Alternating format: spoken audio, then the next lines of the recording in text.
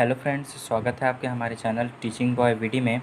और आज हम पढ़ने वाले हैं कक्षा 12वीं के जीव विज्ञान से चैप्टर 2 पुष्पीय पादपों में लैंगिक प्रजनन sexual reproduction in flowering plant, जिसमें हम पार्ट 1, पार्ट 2, पार्ट 3 हम कंप्लीट कर चुके हैं। अगर हम पार्ट 4 देख रहे हैं तो आप पहले पार्ट 1, पार्ट 2, पार्ट 3 देखिए, जिसमें हम बहुत अच्छे से पढ़ाया गया है, और उसके बाद आप पार्ट 4 में आइए। ठीक है, तो हम पार्ट 3 में पढ़ चुके थे कि स्वपरागण क्या होता है, परागण क्या होता है और पर परागण क्या होता है। तो आज हम देखेंगे पर परागण के माध्यम या कारक। ठीक है, agencies of factors of cross pollination.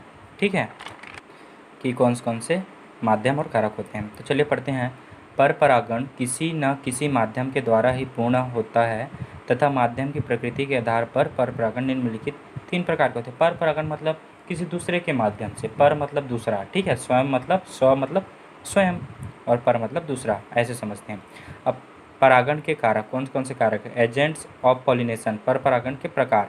तो एजेंट्स ऑफ पॉलिनेशन परागण के कारक, तो पहला आता है जैविक कारक, अजैव कारक और एक जैवीय कारक। ठीक है, अजैविक कारक और जैवीय कारक।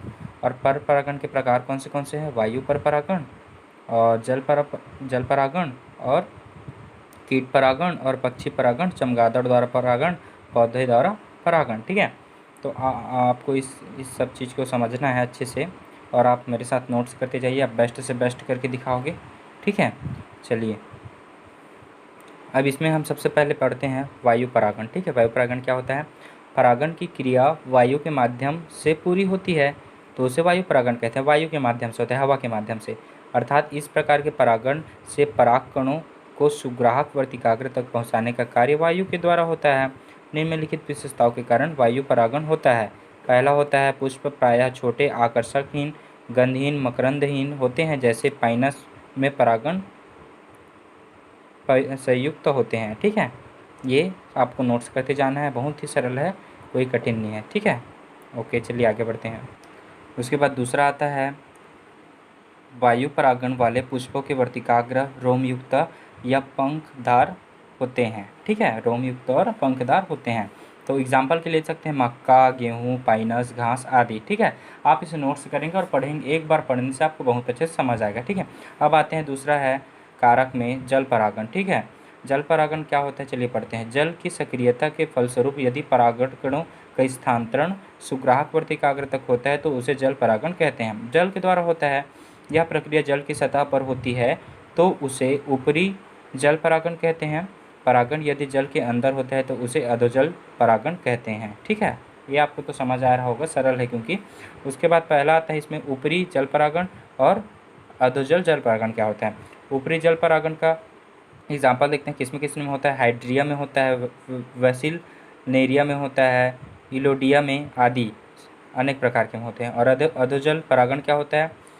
सिरटोफाइलम, नेजस, जोस्टेरा आदि अनेक प्रकार के में होते हैं। ठीक है, अब आता है सी जंतु परागण। ठीक है, जंतु परागण क्या होता है। जंतुओं की सहायता से संपादित होने वाला पर परागण जंतु परागण कहलाता है। बहुत सरल ही भाषा, आप इसे बस याद रखो तो ये परिभाषा बन जाती है। ठीक है, निम्न प्रकारों में बांटा गया है, मतलब इसे निम्न प्रकारों में बांटा गया है जंतु परागण को। कीट परागण में, और आगे पढ़ेंगे पक्षी परागण, चमगादड़ परागण या चिरोप्टिफिली। ठीक है, तो इसमें पढ़ते हैं पहला कीट परागण क्या होता है। कीट के द्वारा होने वाला परागण पर परागण कहलाता है। ठीक है, कीट के द्वारा होने वाला परागण कीट परागण कहलाता है। इसमें एग्जाम्पल आता है लीची, सेब, आम आदि अनेक प्रकार के। ठीक है, चलिए आगे बढ़ते हैं।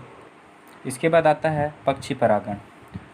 पक्षियों द्वारा होने वाले परागण को पक्षी परागण कहते हैं। ठीक है, एग्जाम्पल के लिए किसमें होता है। सेमल में, बबूल में, बॉटल ब्रश, बिगनोनिया। ठीक है, बिगनोनिया। ठीक है, उसके बाद आते हैं छठवां जो सी है हमारा, चमगादड़ परागण या चिरोप्टिफिली। ठीक है, चिरोप्टिफिली।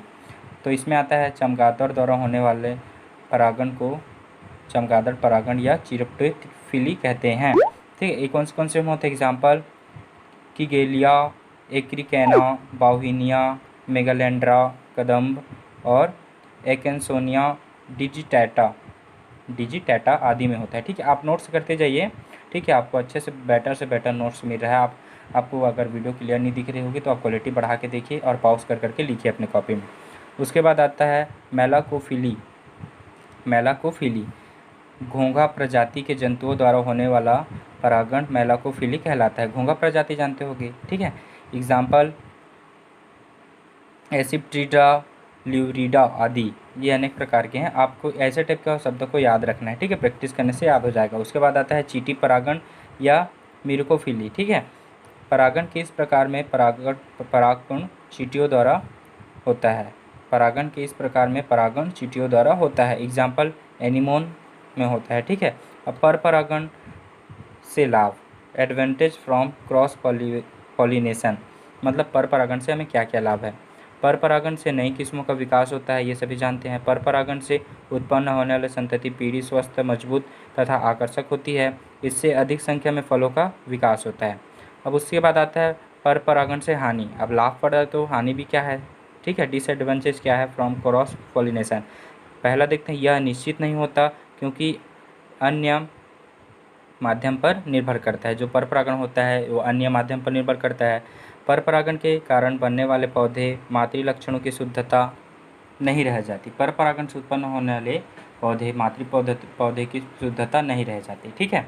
अब उसके बाद हम पढ़ते हैं हमारा पर परागण कंप्लीट होता है, परागण की क्रिया स्वपरागण पर परागण आप भी कंप्लीट हो जाता है। उसके बाद आता है निषेचन, ठीक है। निषेचन के बारे में पढ़ते हैं क्या होता है। पराग नली बीजांड में प्रवेश कर बीजांड काय को भेदती हुई भ्रूण कोष तक पहुँचती है और परागकणों को वहाँ छोड़ देती है। इसके बाद एक नर युग्मक एक अंडकोशिका से संयोजन करता है। इस प्रक्रिया को निषेचन कहते हैं, ठीक है। आवृत्तिबीजी में निषेचन को त्रिक संलयन ट्रिपल फ्यूजन कहते हैं, जबकि अन्य वर्ग के पौधे में द्विसंलयन डबल फ्यूजन होता है।